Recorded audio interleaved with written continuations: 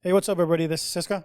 And this is Mike. And welcome to Sisko and Mike podcast. We're back. Season two, right? Yep. And today's guest, he's an activist and he's a city commissioner for the city of Cudahy. Some of you guys seen him. He's been an activist for all the street vendors and food vendors out there. We got Edin Alex Enamorado in the house today. Welcome, bro. Welcome. Hey, welcome for coming, man. Gracias. Appreciate that. So, obviously, we're going to get into the juicy parts and how everything started with you and what you're doing now. But we want to know a little bit about you.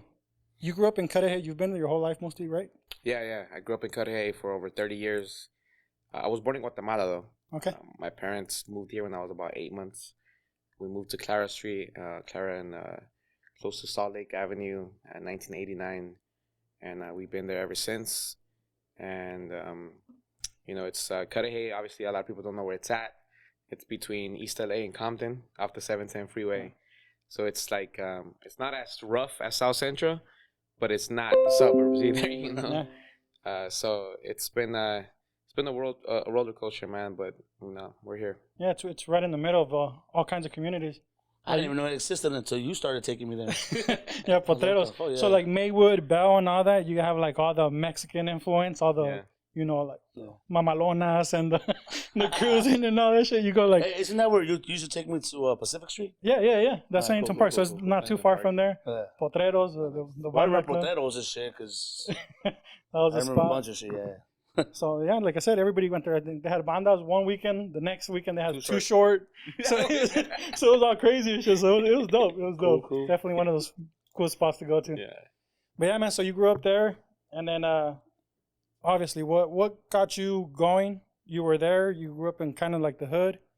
Were you getting into trouble? I know you mentioned you had some legal issues as well, right, growing up? Yeah. Well, to segue with the Potreros thing, obviously we grew up in the hood, rugged. But then coming out of Potreros one time, we were used to getting harassed by the cops. It was nothing to us. Coming out of Potreros on Patata Street, we get stopped by Cudahy Maywood PD. And my friend... insisted of doing a U-turn. The cops stopped them, took everybody out of the car. We're like, oh, procedure, they're gonna search our car, whatever. We were clean that day, and one of the cops, he interlocked my fingers, but really hard, though, man. He ended up breaking one of my fingers in half. Like I heard that snap. I heard it snap. Never gonna forget that night, man. Literally where with the grass area with that vendor that with his daughters, there was a viral video that went a couple days ago. I don't know if you've seen it. Is it the one where he was hitting them? So literally in that grass area, it's where I got beat up by the cops. Damn. So they pulled me out of the car, they broke my finger, and I just started mouthing off, man. So they're just like, they threw me on the floor and they told all my friends to leave. They told them, leave. So they sat me down on the sidewalk and they just started kicking me, kneeing me, telling me if I didn't shut the fuck up, they were going to smoke me. So that was the second time I had already got beat up by cops. Now, were these Raza cops or half of them were? So there was Raza and Güeros. Yeah. There's a code, bro. There's a code between them. Unfortunately, but yeah, and what got me the most mad, it wasn't the beating. It was when they were letting me go. They were like, "Good luck telling Southgate what we just did to you." And I was like, "What?" And it was crazy because I walked over the train tracks because that's Southgate, and I flagged down the Southgate cop. He told me there's nothing I could do. You got to go to the police station and file a complaint with them.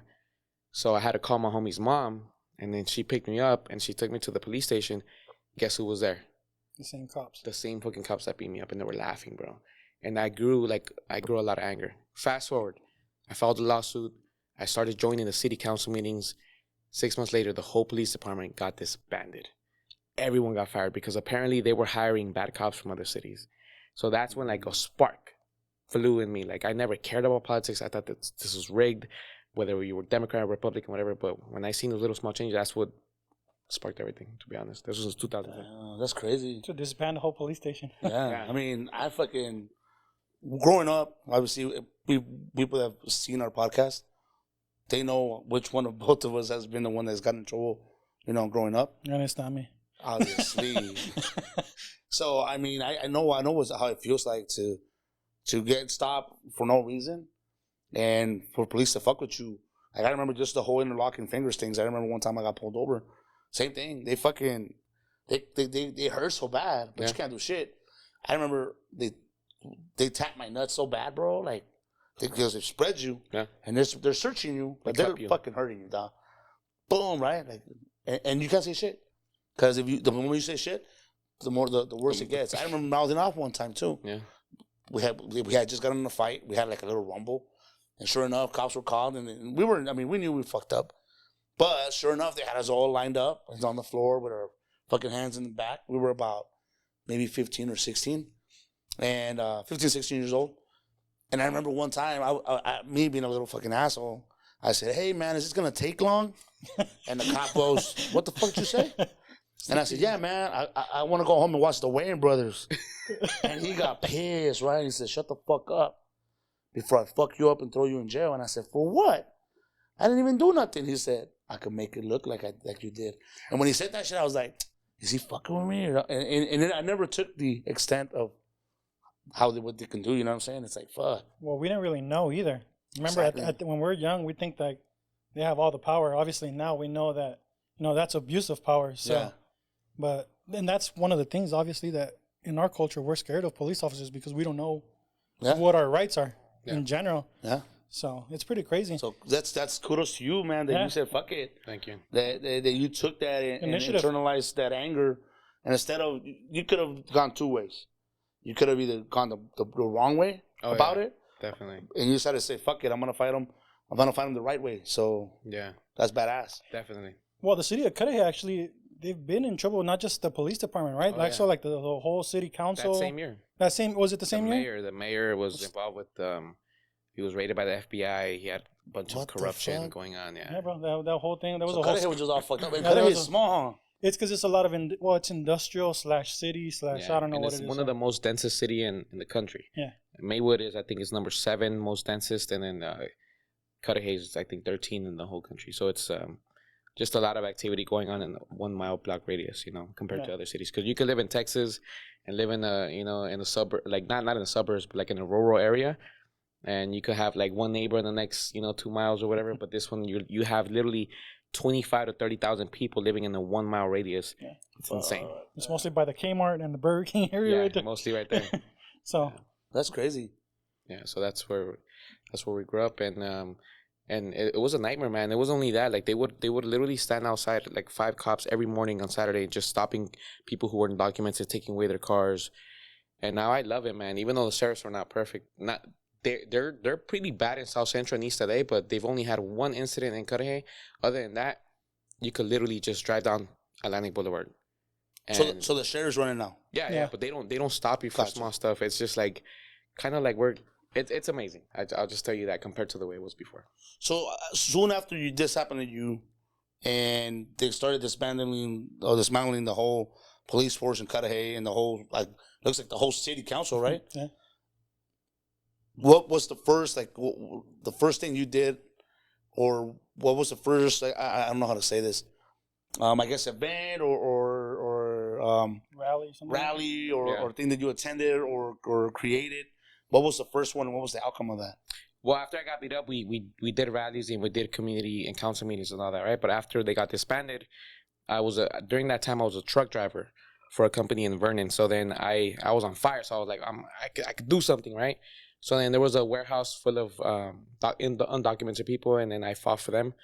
Long story short, when I ended up complaining and fighting against the owners because they were not getting their breaks on time, they literally had people coming in at 7 in the morning, not getting their first break till 5 p.m.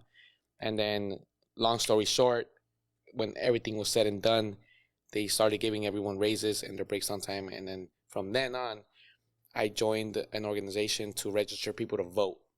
And then from there, like it's a whole different story from there. That's when I ended up getting a mentor who took me under his wing, and he showed me the whole like political spectrum and how to make changes and change policy and stuff like that.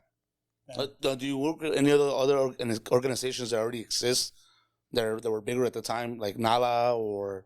So it was Southwest Voter. It was an organization started by Willie Velasquez. Yeah, he has a PBS documentary called Su Voto Su Voz. He was awarded the Presidential Freedom by Bill Clinton, and same thing. So basically, he mentored my mentor. Okay. He mentored Antonio Gonzalez, and that's how it went on. So, but sadly, my mentor ended up passing away in 2018. So I'm not part of any organization now. So Southwest Voter is the oldest, largest, I hate to say the word Latino, but Latino organization in the country. And then after that, after he passed away, I ended up working for Bernie Sanders. Nice. Okay. So you've been working behind the scenes of all this political and all this. Still am. And it's crazy because like a lot of people see like the street vendor stuff and they think that's what I'm doing, and that's my job, but it's not. Right now I'm managing a couple U.S. Senate races for the primaries for the general election coming up in November, and then. But since I signed an NDA, we can't talk about everything what we do. But we're doing a lot of stuff, not just locally, but nationwide on a lot of policies, man. So, and I love the work that I do, man. So that's why, like, I dedicate my page for my activism on my spare time. And luckily, I have my boss who like loves the stuff that I do. So, you know, you still working for the same company that you were working when this first started, or have you evolved since? Or so like the organization I was working at the beginning, he passed away, the president. Okay, so I left, and then I worked for Bernie, but then I stuck with the same team. When I was working for Bernie, and so I'm still with the same team that we were working for Bernie, because obviously we were this close to being in the White House. Yeah. But now I'm with the same team. Nice. Okay. Yeah. So you got all the behind the scenes, so you get to see all the political aspect and political side and all the propaganda stuff and going on. It's so, man. I used to also be in the music industry. It's like similar, you know. Really? It's so rigged. You know, they're not even. You know how like in the music industry, it's not even about talent anymore. It's about numbers. It's about clout. It's the same thing with the political spectrum. Like it's whoever sells out ends up being on the high seat. That's it. Yeah, that's unfortunate. That's why. You know, he tells me all the time I get political, but I just feel like, man, money rules this world. You know what I mean? And that's what it's about. And unfortunately, our leadership. Democratic leadership, Republicans leadership, it's horrible. Yeah. They've been in power way too long, and they're out of touch with everybody. So, like, I don't blame the kids in the hood not believing in politics. I don't blame it at all whatsoever. But, like I mentioned from the beginning, you can have these small wins that means a lot, man. Like, for example, in 2015, we were the major movement to legalize marijuana. I didn't want to commercialize it. I didn't, but I did it for the folks that were getting deported for marijuana. You go to Atlanta, you go to New York, there's people getting deported for like small amounts of weed. And that's some BS, bro. And so that is what my mentor taught me. He's like, you want to be an activist? You want to go out there and scream? Cool. But I'm going to show you how you can do that too. And do something that can change a lot of people after you're dead. You know? For example, Roosevelt, one of the presidents, he implemented Social Security that benefits our parents now. You know? People called it socialism when he implemented that. So he's dead right now. But he's affecting millions of lives. Yeah. And that's my goal, like for those. Gotcha. That's crazy. Yeah. These little political fights and wins. That's crazy because right now, the way he's just explaining them, like I worked for the county when I first got out of the military. Because I did, obviously everybody knows I did some time in the Corps. And when I first got out, I was unemployed for about a year. Didn't get much help from the government. You know, I was on my own. Going to school, getting my bachelor's. And then I found a job. I finally was hired by the LA County Registered Recorder's Office. So I was doing voting stuff. And when I first got in there, the people were going out and doing events to try to register people to vote. But the people that I was working with, luckily, they were on another level. We started attacking areas that the county was not even looking at as far as voting or teaching them about voting. No, was that because of demographics or the people? It was because of demographics. It was because there was nobody that taught it. Or representation. So representation. So we started going to I remember going to Watts. You know what I'm saying? I grew up in Monte, where it's 95% Mexican, Hispanic, and I go to Watts, and you know, there's a lot of African American people there. And not only did I go to Watts, bro, we went to Watts to the EDD to talk to felons that did not know they could vote after they got out of jail. Because they're not told this. Yeah. And the reason they're not told this is to suppress the black and Hispanic vote. You know what I'm saying? Minority vote. The minority vote. So I was able to hook up with my boy Myron, and he was black. I'm Mexican. He's like, hey, bro, I'm going to take you to the hood. Fuck it, let's go. I would take him to East LA, you know, where it was like Hispanic people. He was like, hey, let me tell you my people. We had a Chinese dude. He would take us to the Chinese areas. We had a Muslim lady. she would take us to the synagogues or the little, Yeah. the little church things. Bro, talk about people that ignore you. When they're praying or when they're there, they're just even in America. So it's like fuck, you know what I'm saying? Okay. But it was cool because we were advocating, and so we worked with other organizations. Maybe not with yours. Yeah. I don't recognize yours, but I remember we We worked were in for Lincoln it. Heights, actually. Yeah, Office Nala. still there. Yeah. Yeah. So yeah, this is crazy the way he's So you guys did what you guys had to do, uniting. Yeah, exactly. You know, that's the biggest thing. You were uniting different cultures, and yeah, but the thing is that not everybody does that. Not every county does that. You Yeah. know. And I was lucky to have a boss that I love the idea, and he said, "Fuck it, go out there, give me results." And sure enough, I think it was right before Obama's second term, before his second election. It was crazy. It was in 2012, and we worked the primaries and we worked the election in November. So shit was crazy. Yeah. so how's Shout that out to change? you, man. Thank you for all that you did, man. That's what's up. I wish it would. I was trying to stay there, bro. Permanent. It was not a permanent job. Nah, but even the But- work that you're doing now, you know, you told me I think it's great. Cool. You know, Yeah, even they're veterans underrepresented too, man. And Yeah, that's they're, another one. Yeah, they're we talked treated. about that. I Yeah. have a lot of homies, man, that they stepped on bombs during the time you were Yeah. out there too, man, and a lot of PTSD, man. I have a lot of homies who have that too, and I see a lot of correlation and similarities from the homies who grew up in the hood, the homies who went to war.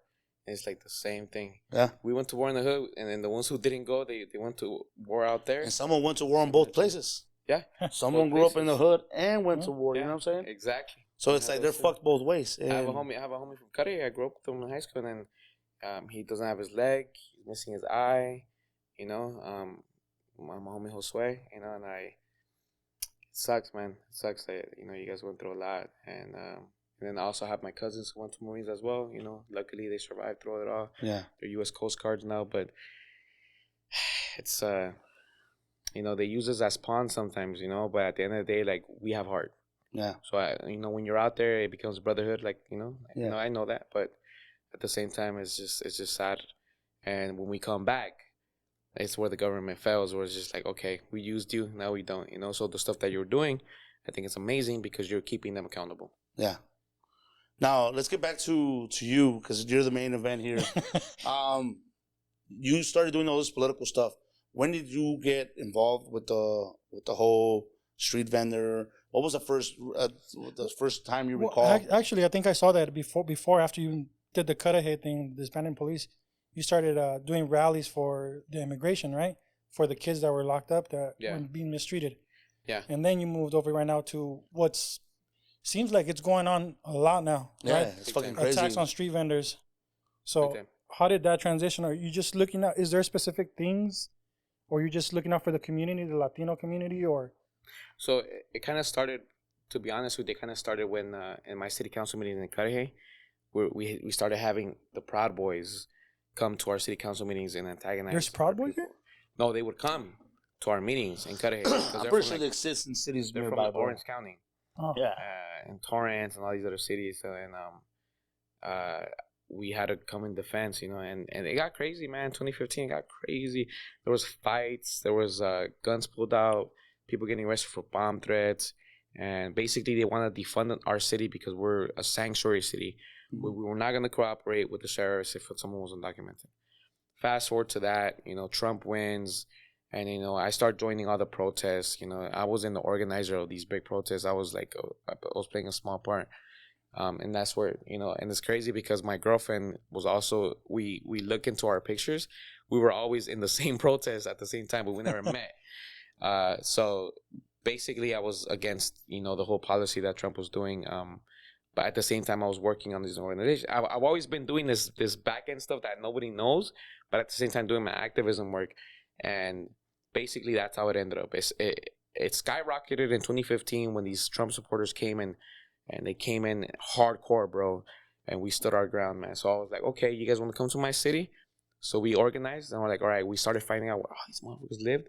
So we went to their cities because there were commissioners and council members, whatever. So we started exposing. Look, they came to our city. They pepper sprayed a kid. Bam, we'll show a video. So they forced them to step down.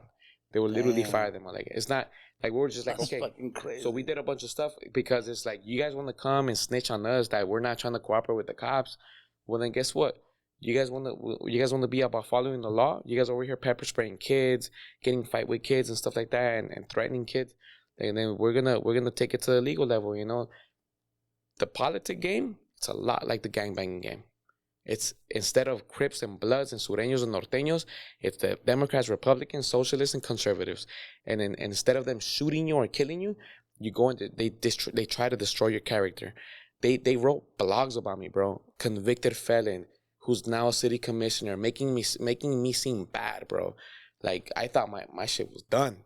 You know, I was all over the internet back in 2016 that I was this fucking convicted felon. But it made it seem kind of like I was a convicted felon after I was in office, you know? But nah, like people understood, people knew who I was, and luckily they didn't cancel me or whatever. Yeah. And it got bad, man. And it's still to this day, man, it's the same thing, and it stresses me out. Like I've gone to protests, and instead of them killing me, they send restraining orders where I can't protest near their areas or I can't do this, and they try to shut me down. But I've learned to adapt to this new era, you know, because we were able to survive back in the hood, and now it's like that prepared me to do this now, you know, because yo tampoco me dejo, you know, because my dad calls me all the time. He's like, Alex, te van a matar, like, you know, you should be careful with these people. And I told my dad, you know what, literally have heard mayors say this.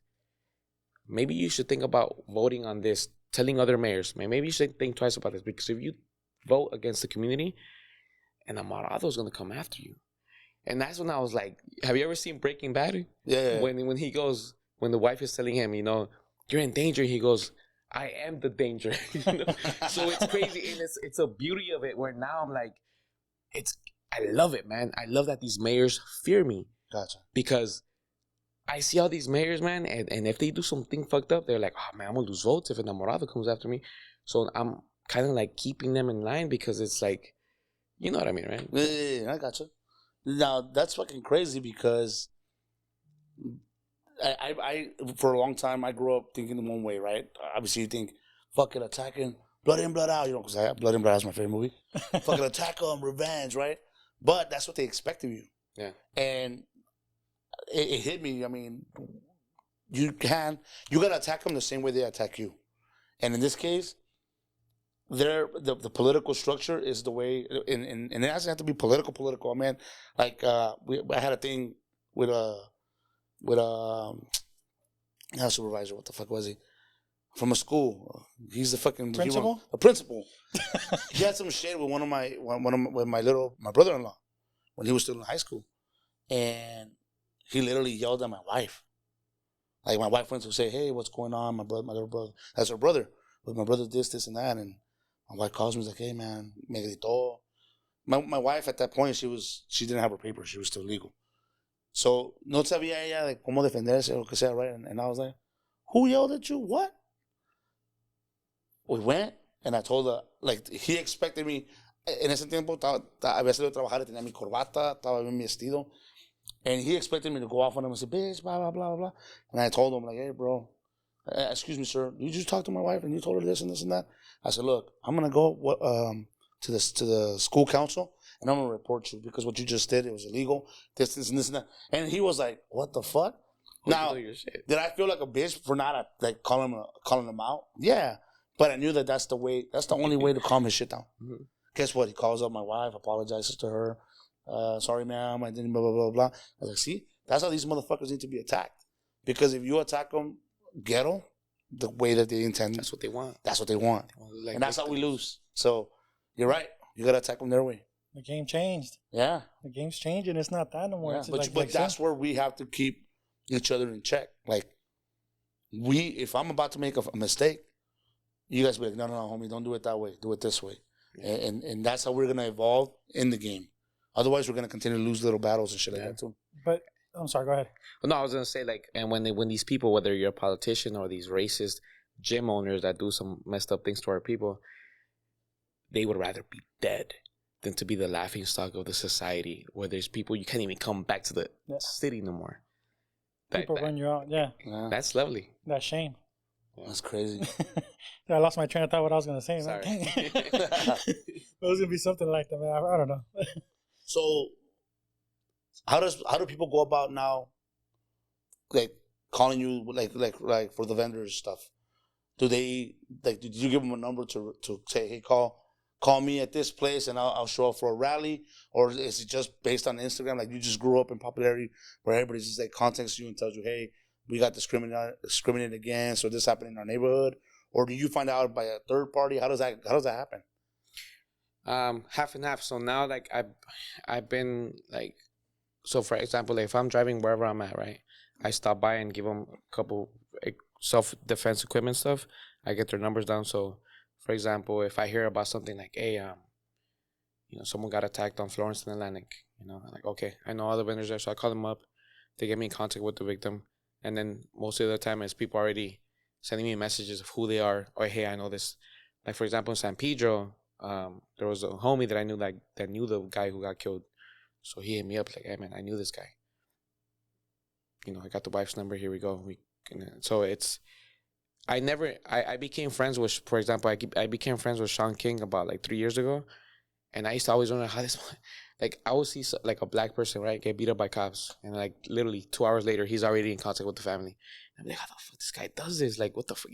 Yeah. And now I know, because like you said, when your numbers grow, there's more people that might know this person. Gotcha, like an underground connector. Oh yeah, and now I'm him when it comes to street vendors. Gotcha. Yeah, and I even surprised myself, like, oh my god, this just happened yesterday, and I'm like sitting with my girlfriend already with the whole family sitting in the living room just like this. Gotcha. Yeah, that's crazy. I know. So you made a network of all the people that know each other. I mean, that's what it's about, right? Yes. Networking and uniting and just keeping everybody in touch. Yeah. But you're working to bring awareness to a bill right now, trying to make attacking food vendors, street vendors, a hate crime actually, right? That's one of the bills that's going to be coming up pretty soon.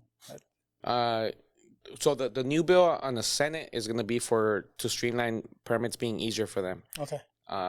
There was a council member, Santa Ana, that presented a hate crime bill. It didn't get passed. And then there's other people trying to pass it, but a hate crime already exists. Mm-hmm. If I come up to you and I call you racist slurs and I attack you, I can get charged with a hate crime. So when I spoke with the Asian community, they got a hate crime bill passed just for them, right? Mm-hmm. And nothing happened. Because, for example, if you're walking down the street and you see an Asian and you just come and rush them, punch them in the face. If you didn't say a racist slur, how can you prove that it was racially motivated? Yeah. So now it's just like, okay, the law's not going to protect us. Government's not going to protect us. But the most important thing is educating our street vendors to document everything, because if they do say something like that, it could be charged for a hate crime. And we need to teach them like, hey, California is a sanctuary city. You can talk to these guys, say what it is, and that's it.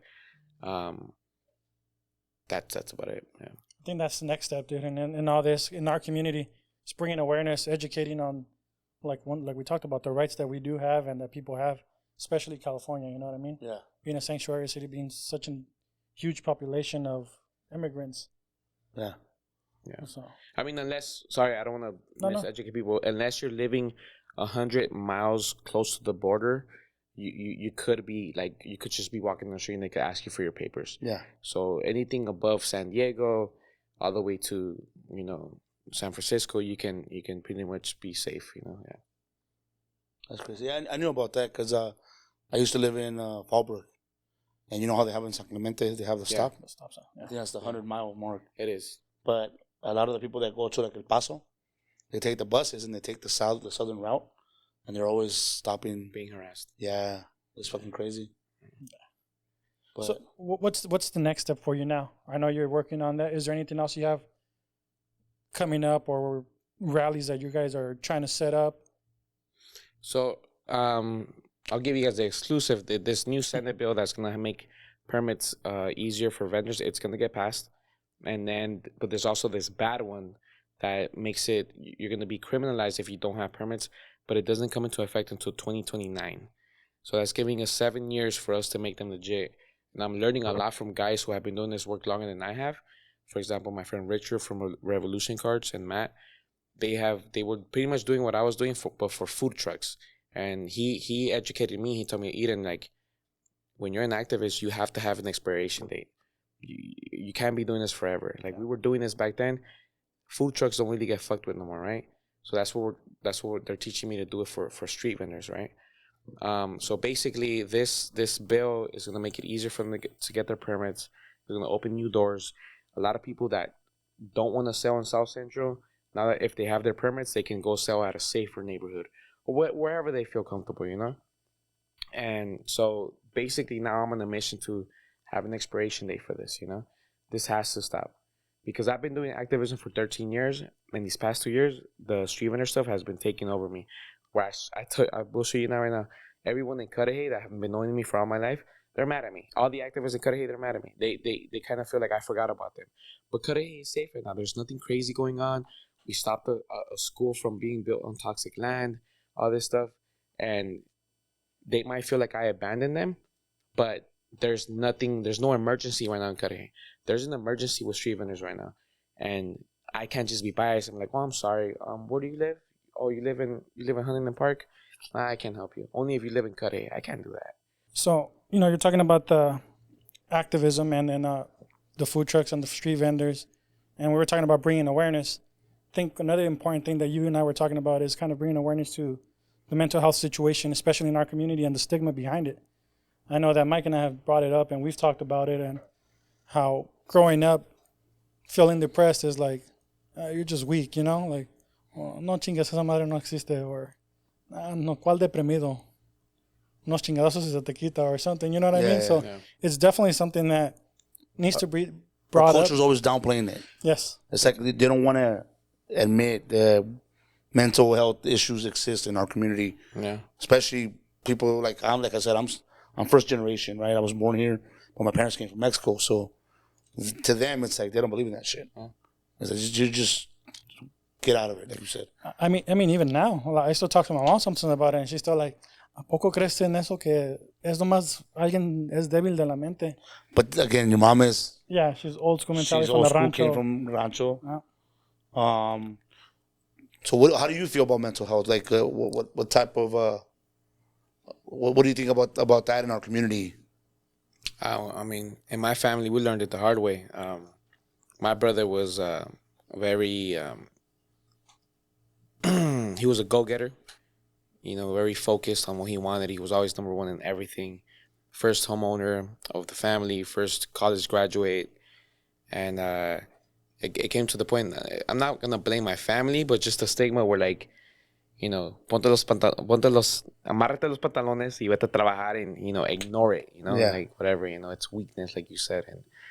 And sadly, it took a long time, man, but... losing my brother to losing his battle to depression opened a lot of doors and eyes for myself to the point where, like, I was even against that, because he was trying to help me get mental health therapy because we were both going through depression back in 2014. I still have his emails. Gotcha. Like, he was sending me, like, hey, go here, go here, go here. He sent me articles and all this stuff.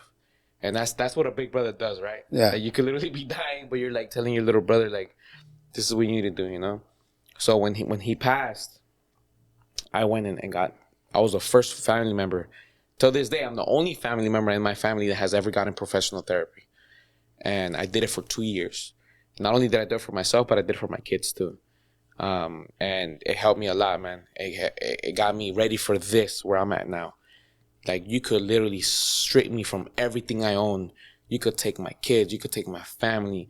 Of course, I know the process of grief now, but I'm not going to self-destruct where the point where I'm going to be gone forever, Yeah. And it made me cutthroat. It made me, like how do you say, flawless in a way where I know how I can deal with these emotions. It made me intelligent on an emotional level, and I recommend that for everyone. Because when you break a bone, right? You get shot, you break a bone, you run to the hospital, right? But you go through something traumatic, whether it's at war, whether it's in the hood, whether it's by your parents, whether it's by your partner. We don't go, we just deal with it. And then we end up self-medicating, whether it's alcohol, whether it's drugs, whether it's weed, whether it's, clinging on to people in your life where you think that they're going to make your world. It's not that, man. And that's something in our culture that it's been stigmatized against, and that's super important. And that leads to a lot of stuff that we're going through. A lot of these kids attacking street vendors or these people they're trying to hide their pain at the end of the day, because our communities are under resourced, man. Big time. These are not bad people. At the end of the day, like, these are people who have been hiding. And what happens when you shake a can soda? Blows up. It blows up. You keep shaking. You keep ignoring it. I'm like, okay, I'm gonna go to work every day. And that's basically what's happening. So it's not just this whole issue with street vendors getting attacked and just everything in general. It's a whole complex issue. And on top of that, you want to add that we're the only major country in the world that doesn't offer universal health care, where you can't just walk up into a spot and get professional mental health therapy because it's expensive if you make over $60K. So I think it's super important, and it comes down to my heart because of, how I lost my brother, and it just sucks that the advice he was giving me, he never took it himself. And I think we all do that, though. That's the hard part. You know what it is? I'm guilty of it. We get stuck in our own bubble. We surround ourselves with nothing but what we have to do, that we don't focus about everything else that's going on around us. So I'm determined to do what I got to do, and that's it. So I don't worry about it. And at the end, you're just self-sabotaging sometimes, because you're just building up, like you said with the soda. You're just building up all these emotions and hiding them, but you're like, nah, I got to suck it up and I got to do it because I got to get this house, or I got to graduate college, or I got to do this. And a lot of times it's generational trauma. We have our parents who put like this pressure or this lifestyle of growing up. It wasn't the best. And it's kind of like we get taught all their trauma. We get it. We inherit that as well. And I know, Mike, that you've talked about this too. Yeah. Yeah, I've had my issues, obviously, through all my life. Been through a lot of changes. Well, the person I am now is not who I was 5 years ago, 2 years ago, 10 years ago. My brother could tell you, he could tell you, like, the fucking major changes I've made, you know what I'm saying? I still think I'm still me, but like you said, I'm on a different level. I'm more in tune or more aware of shit now. It's like, okay, cool. What bothered me 10 years ago ain't going to bother me now. Yeah. There's still a lot of shit that I've got to work on. Don't get me wrong. I think we all do. Yeah, we're constantly, we're constantly changing. That's one of the things about life that I've come to realize now as I got older. We're not the same person we were 6 months ago. We're constantly changing. Yeah. We're learning. We're meeting people that are teaching us things. That's one of the reasons that we started this podcast. So we want to get people's perspectives. We want to know their lives, their backgrounds, because something simple, relatable, our culture, our growing up, Cudahy, my family was in Cudahy, things like that. We get to see other people's perspectives and we learn from that. And we can be like, hey, you know what? We're not so different. And you know what? He went through this. My situation wasn't that bad, but damn, I complained about it, Yeah. It opens up your eyes to a lot of things. And I think that's the beauty of it. And that's what we have to keep doing. Just like with your girlfriend, junior careers, something in common. Yeah. We both went through that. And hey, I learned a lot from that, bro. Believe it or not, I learned a lot from that window. 6-year span of me working with that program. But anyways, I think we've talked a lot about politics, a lot about some serious stuff. I think we're gonna move on to our next segment, which is our No Manches segment. In the No Manches segment, you're gonna talk about something that you either it could be something political, it could be something sad, or it could be something funny, and just something that you have a pet peeve about, and you're like, no manches or no mames, you know what I mean? Yeah. So I'm gonna whoever wants to start first. I'm gonna get political. All right. So I'll let you start first. You want me to go first? Yeah, you go first. Right. So my shirt today says, "Is it any wonder?" And it kind of is it any wonder that our society is so divided now because of all this propaganda going on both sides. We've talked about political leadership. Yeah. On both sides, the leadership is not great at the top, even at the local level, it's not the best. And that's definitely something that has to change. But the biggest thing I think is that people, no matter if you're Republican, no matter if you're Democrat, you need to start voting not for the hate of the liberals or the woke people, but for what benefits you as a person. Look into laws, look into everything, because some of these politicians, they're telling you who they are. They're telling you they're freaking evil and they're going to do everything to screw you over, but they throw in the word, oh, we got to go against the woke people. So you vote with them just to get back at someone. That's not the way it should be. I mean, what have Republicans really done? Literally, these guys voted against fair wages, against fucking affordable medical insurances and things like that. They voted against unions. They voted against veterans. And what did they do after? High five each other. I'll tell you why. That's because military, I'm going to say it like this, is always supporting Republicans. No matter what. And it sucks to say. I'm not saying they're right. But it's because of the propaganda that they have their backs or the blue badges. The Republicans got the best interest of the military. What happened at Uvalde? Once the police officers, they turned their back on police officers like that. Yeah. What did they say? Oh, those guys were not prepared or they're not trained. Again, it goes back to that. So like you said, they voted against all the things that make people live a good life, a normal life, or an affordable life. We have to understand that, like, on an international level, this is not even my opinion. It's just facts.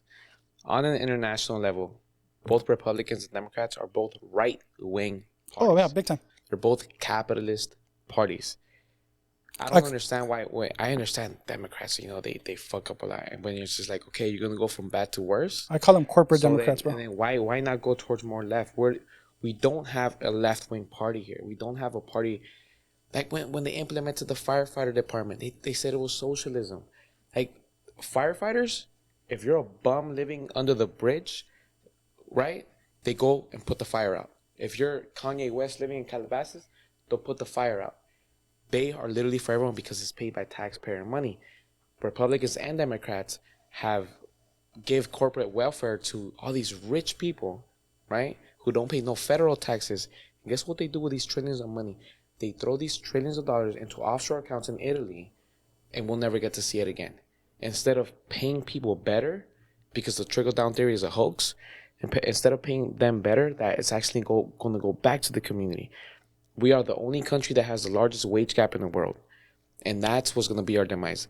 And at the end of the day, like, I get it, but at the same time, both parties are right-wing. They're both right-wing, and it's kind of like this conquer and divide type of thing, where like they make us fight.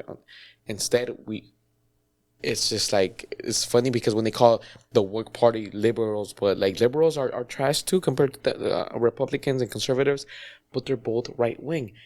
We need to start fighting that way our tax dollar money comes back to us and not goes towards the rich, because that's where it's going. Literally, ex-CIA members are saying that they're afraid that there's going to be a class warfare where it's not even about left or right, it's about bottoming up. So it's not even racial. People, it's not even a racial. Thing. The bottom people who are making less than $400,000 a year, they're gonna go at war against the people because they're literally wealth hoarding. If you had 10 people in a room right now, let's say we're in the room, and we're gonna be stuck here for 6 months. And let's say he's hoarding all the food. We're jumping them. We're fucking them up. Yeah. Okay, well, see, there it goes. Yeah. But then we look dumb. We're over here fighting. You're a Republican, I'm a Democrat, and he's over here laughing straight to the bank. Yeah, exactly. Because he's building a wall around him. See, this is to protect himself. And I've told Mike about this. All politicians, I call them corporate politicians, corporate Democrats, corporate Republicans. Why? Because they're run by corporations. You know what's running that? So there's this law that went by. It's called Citizens United that was passed a long time ago, meaning that if you're Jeff Bezos, you can fund a politician with no cap, because Citizens United lets you let them puppeteer that person all the way to wherever they're going, right? We need to stop that, because our vote doesn't count no more if you have Jeff Bezos or Elon Musk basically getting to do whatever they want. Like, they basically could bribe someone legally. So we don't have politicians no more. We have corporations lobbying and all this stuff. They're basically running the country. And what's their goal? Profit more, right? Exploit the working class. So it's not even, and I've debated countless times with Republicans, and they all agree with me. Yeah. They all agree with me. And then at the end of the day, it's just like, we probably agree with more things than we disagree on, but they're stuck on, like what you said, being vindictive. Oh, okay, it's about Trump, it's about Biden. It's okay. It's a defense mechanism, bro. Yeah. We get defensive. We're not open. We approach things with closed-minded that we can't hear them. And it goes back to gangbanging. Like, I had homies who, like, if they would have met in a different perspective, they probably would have been best friends. Instead, you're over here fighting over 18th Street in Florence, and they've been around for thousands of years. I mean, hundreds of years, and it's just like, what the fuck are we fighting for? Yeah. You know what I mean? Yeah. What are we fighting for? I was this close to joining 18th Street when I found my homie Gene got shot by a stranger who walked up to him. Where you from? And then there was a whole clique from 18th Street that got into a crew back in the early 2000s, which changed the whole game because the crews were coming up. And I was just like, what the fuck is this? And then I jump into this spectrum, and it's the same shit, bro. It's the same shit. Just legally, right? Yeah. Yeah. Just fucking at a different level. So yeah, so that's why I say, man, that's why I brought it up today, because I know that, you know, November is going to be election time, and all those people just out there, don't vote. You know, don't vote to own liberals. That's all I'm trying to say. I mean, don't vote just to own conservatives and Exactly. those too. Both ways. But at the same time, if you're gonna vote, you can knock two birds with one stone. You can also vote to see the bigger picture. All right. Do you want to have Trump? Do you want to have Biden? I mean, Trump had 89 criminal indictments, 11 convictions, was impeached twice. No matter how Biden walks up and forgets what the fuck he says, he's never had one indictment or one criminal conviction. No matter how much they try to attack his son, nothing's ever going to come out of that because they're just trying to divert. They're just trying to distract people. Exactly. But at the end of the day, I think you can still vote for your best interest. Especially, I mean, if you live in California, you probably don't have nothing to worry about. But if you live in other middle purple states, you do have something to worry about. Yep. Cool. So that was your no manches? Yeah. Damn, that one So heavy spiraled no big time. manches, bro. Mine's fucking. That was gonna make yours look like. Yeah, like, fuck. All right, you got a no manches? No, go ahead. You go first. All right, I got one. It ain't political. Well, it could be political, I guess. No, it's not political. My no manches is fucking people that walk out. It's fucking hot. Obviously, we know it's hot in California. Yeah. It's gonna be political, I guess. Climate change. Global warming. Fuck. I'm over there fucking dying. We're out on Saturday, right at an event. It's fucking. I think we get there at night. Oh, La Bulla? La Bulla. Yeah, we were at La Bulla. Shout out to Antonio Pelayo. It's fucking hot, bro. I'm sweating right now. Like, I'm still glistening, right? No manches. How do fucking some people don't even break a sweat? I saw a couple people walking around, dog, and I'm fucking sweating balls, right? I'm fucking and they're dancing too. And they're dancing. Yeah. And it's like if they're wearing fucking AC. No sweat. Yeah. And I'm looking at him like, dog, I'm fucking dying, dog. And these fools, they look like they just got out of the shower. They dry. It's that baby powder, bro. No manches. You gotta put that like, baby powder. Do that? You know what I'm saying? I don't have good skin. What the fuck? Anyways, that's my no manches. I guess it's not political, but They just haven't drank show me water, the secret, please. Tell me which lotion to put on or whatever. Yeah. Baby powder, dog. So my no manches moment is when I see someone, man, con el nopal en la frente, man, and they're over here supporting Trump, you know. And even if you're even if I want to get technical, even if you're supporting Biden too, a los dos, but more them, man, more people like who have this certain thing that they think that Trump cares about them and stuff like that. But it's just like the worst thing when I see a brown person being a sellout. That to me, that's the worst, and especially because I get it. The Bible has a lot of influence and to our conservative values within our culture, but to me, that's like no most much. Like like when I see a brown person like in a grocery store, my homie Carlos just shared a video 2 days ago, and she's saying, "Oh, salte de aquí mojado," and then she literally looks like she just came out from Oaxaca, you know, and that's to me that no manches moment. Like you're literally just because you were able to come here legally, like you're over here calling someone, "Oh, you're a wetback," and this and that.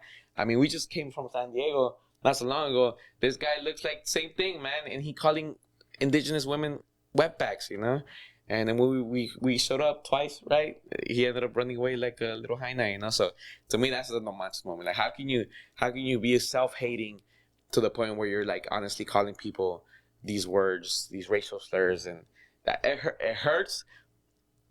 But at the same time, it's just like no manches, you know. Like what the fuck are you talking about, you know? Mental health, bro. It's trauma that they have, bro. They're taking it out on other people. What trauma? Look, a lot of these people. Well, my mom was a wetback, so now I'm gonna hate wetbacks. No, here's the thing. A lot of these people, whatever happened to them. I married a person who came here illegally, so I'm good right now. My wife. A lot of people do like. They internalize that and then they take it out on other people once they have that, you know? Yeah. They feel entitled after. Projecting. Exactly. I mean, we'll take it out of them. Don't trip. You know?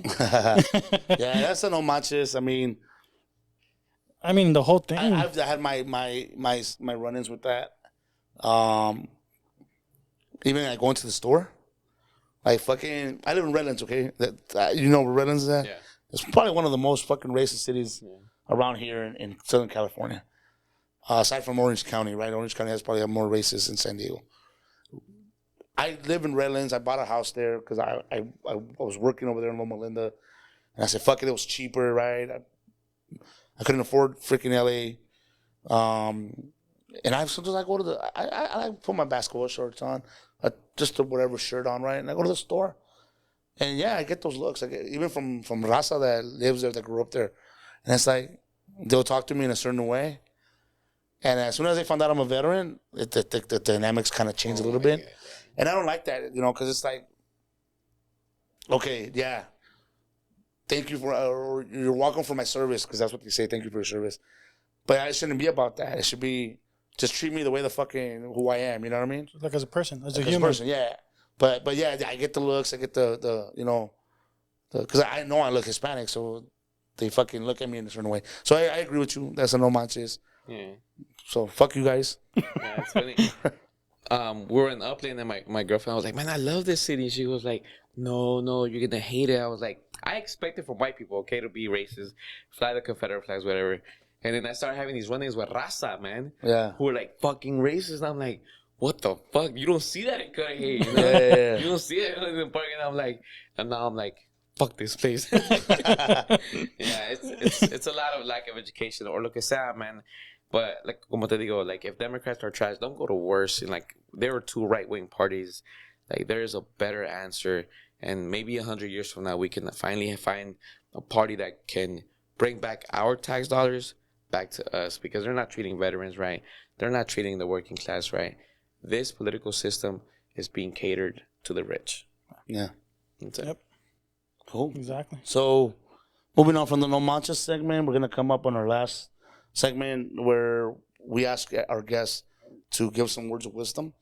And it's basically what you live by, things that are a saying or a statement that you live by that you like our followers and your followers to know. So go ahead, the platform is yours. If I'm not mistaken, honestly, something that comes off the top of my head right now, it's there's a saying, I think it's from the Goodfellas movie. It says that don't get attached to something that you're not willing to walk away from after 30 seconds. And like I mentioned to you before, you can strip away everything from me. And that is something that can help people. So yes, love your family. Yes, love your partner. But you have to have this vision. You have to end up loving yourself. Before. You have to give that, and I hate this quote that they say all the time when you're on an airplane. You have to put that mask on before you help others. And it's true.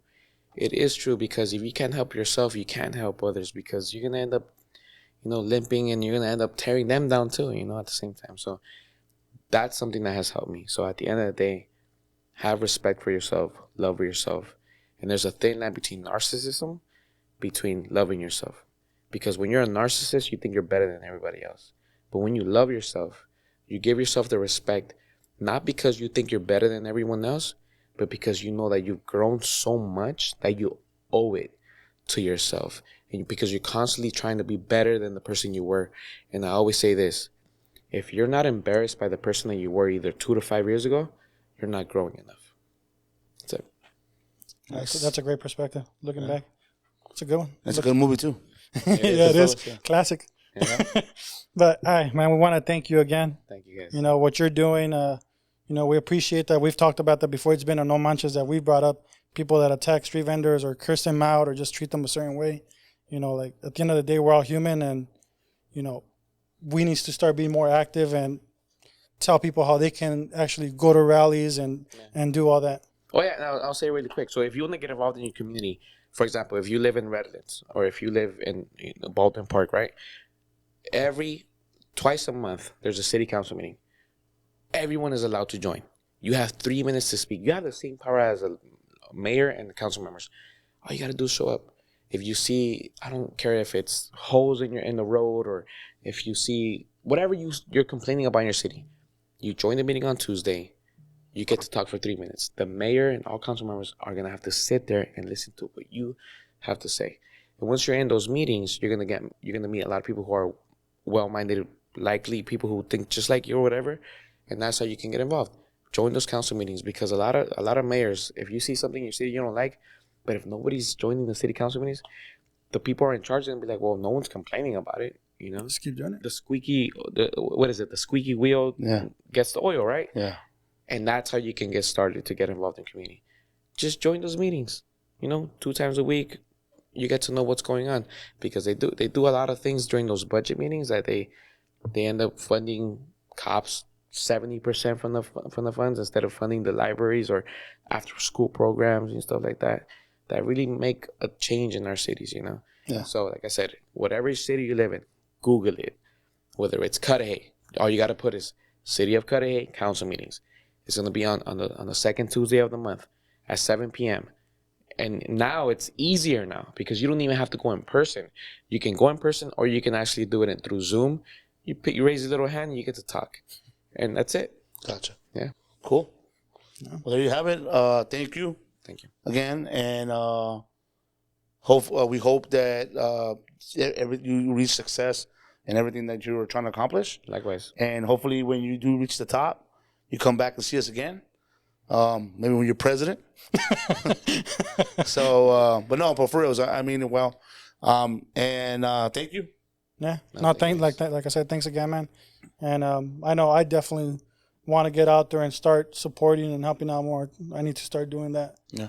So, sure. And I'm sure a lot of people feel the same way. So if you feel the same way, take a page out of his book and, start going to your city council meetings, start attending rallies, and start speaking up just in general. That's cool. And with that, we log off for our first episode of the second season. Where's that coming from? Log off? Log off? I don't know. All right. Peace out.